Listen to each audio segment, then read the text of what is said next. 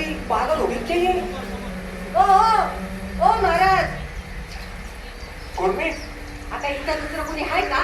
तुम्हीच कुठं चालला तिकडं? मी दगड घातला होता तुम्हाला, मी फोडलं वारूळ, माझ्यासाठी आलाय तुम्ही, मी बोलवलंय. का काय काम आहे? माझ्यासोबत विठ्ठलवाडीला चला. बाबा, ब्रह्मांडाच्या त्या टोकाला फार मोठा उल्कापात होणार आहे, हे? सर्वनाश होणार आहे. मला लवकरात लवकर इथं तिकडे ऑलरेडी उल्कापात झालाय. उल्कापात झाला झाला. आणि मला कळलं पण नाही. अरे काय चाललंय काय? गरीब शेतकऱ्यांचं गाव आमचं, इनमिन 100 उमऱ्यांचं. आता तिथले उल्कापात तुम्हा देवांच्या ध्यानात आले असते तर उपास तापास करून तुम्हाला शोधायची येळ आली असती का त्यांच्यावर? पायवड्यांची संगी ना तू. हं? वेल, आज मला शोधत फिरण्याची वेळ तुझ्यासारख्या नास्तिक पायावर कशी काय रे? माझ्या आस्तिक नवऱ्यामुळं. तुझा नवरा पायवड्यांचा तुकाराम, माझा तुक्या. अगो बाई, नशीबच त्याचं तुमच्या लक्षात येतो. अगे वेडे, प्रेमानं माझं नाव घेणारा प्रत्येकाच्या पाठीशी उभा असतो मी.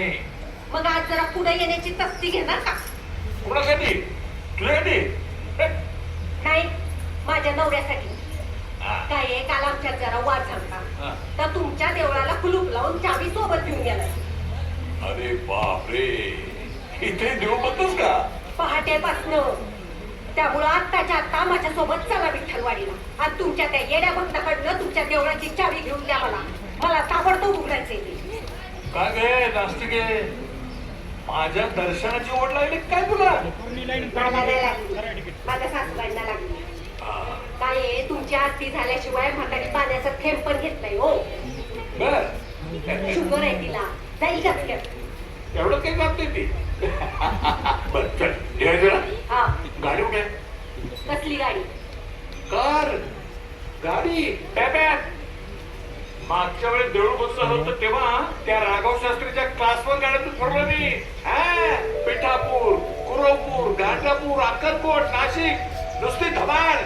कोण राघव शास्त्री? कसली गाडी? अगं तुझ्यापेक्षा ही एक सर्किट असते. मग त्या